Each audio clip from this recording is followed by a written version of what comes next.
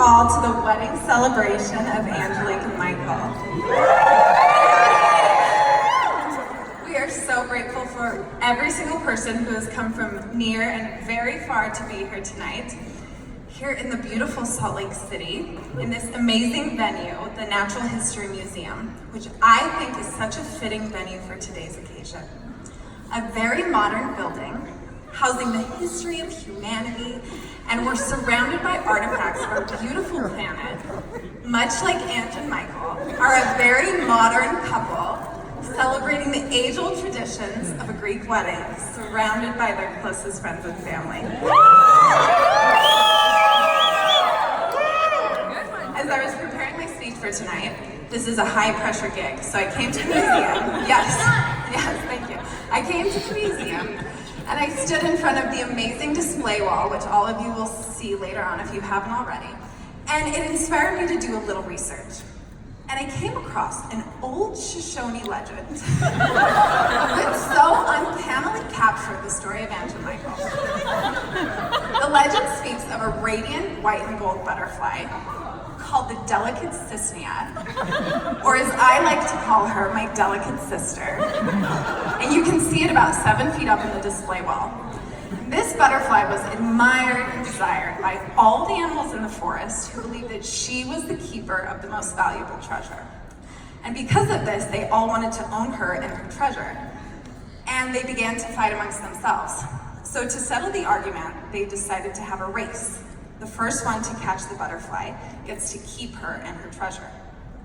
The next day, they set out in pursuit, and the fox led the pack. But every time the fox was just about to jump on the butterfly, she'd flitter off into the sky. And eventually the fox tired and gave up, and the hare took over the pursuit. But the same thing happened. Every time the hare was just about to jump on the butterfly, she'd flitter off into the sky. And one by one, every animal tried, tired, and eventually gave up. Except for one. The tortoise, which you can find at the bottom of the display case. He never left the starting line that first day. Instead, he waited 3 whole days, thinking and planning. And on the 4th day, he set out underneath the scorching sun, knowing that his skin would be protected underneath his hard shell. And he headed directly to the patch of stinky onions. And there he waited, for he knew that when the butterfly tired, and she would, she'd have to take refuge somewhere where none of the other animals wanted to be. Sure enough, on the 10th day, the butterfly tired. She flew to the stinky onion patch. Seeing the tortoise, slowly descended onto the safety of his bag and crawled underneath his hard shell where her delicate white skin too would be protected. And she settled right next to his heart. And that day, the tortoise confirmed what he knew all along, which was the butterfly herself was the treasure. And they fell in love. The tortoise had won over the radiant white and gold butterfly, and they lived happily in the patch of stinky onions. You may not know this, but the Native American word for stinky onion is Chicago, from which Chicago gets its name. Yes!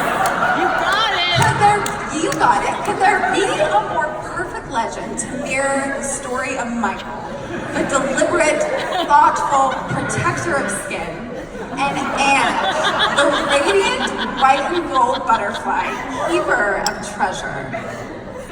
Aunt and Michael, everyone.